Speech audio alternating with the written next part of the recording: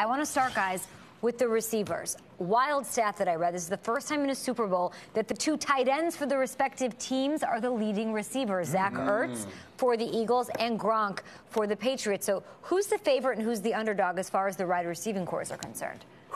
The wide receiver underdog's the Patriots. I mean, you look at Philly, you got Alshon, this big-time draft pick, huge guy. You got Nelson Aguilar, this USC.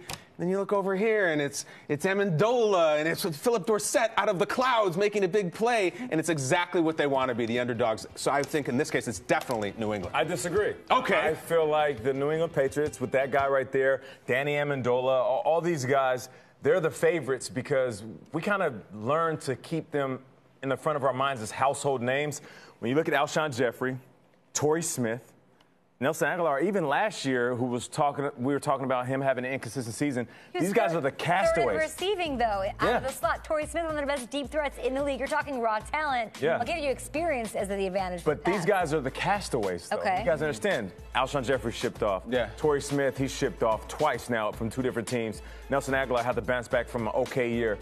The receivers in New England, we've learned to love them for the most consistent pieces in the game, so they're the favorites going. Okay, Pete, like, would you rather have on your team? It's not the question. It's who's the underdog, and Burleson is right on this. All right, go ahead. Alshon Jeffrey. Sorry. Alshon Jeffrey couldn't get a long-term deal from Chicago. He was basically told you're not worthy of being a #1 wide receiver. Nelson Aguilar was 7th on the depth chart last year, and now is suddenly finding his hands and his brain, and he's ready to go. And then the last one is Torrey Smith, who we're treating like is one of the great deep threats. Torrey Smith was basically told by the San Francisco 49ers, who had no receivers on the roster, we're good, go find somewhere else. So to me, it's those guys, as opposed to the Patriots, who might not have been drafted as high, but have always been on the up and up. Going into the Super Bowl, though, who should be the favorite, who should be the underdog? Strictly looking at the receivers, you cannot tell me that the favorite should be that group over the Eagles. Okay, so if I... That is the question. Sorry, Bob Costas with this room full of Emmys over there. Sorry. Not it, I'm a journalist.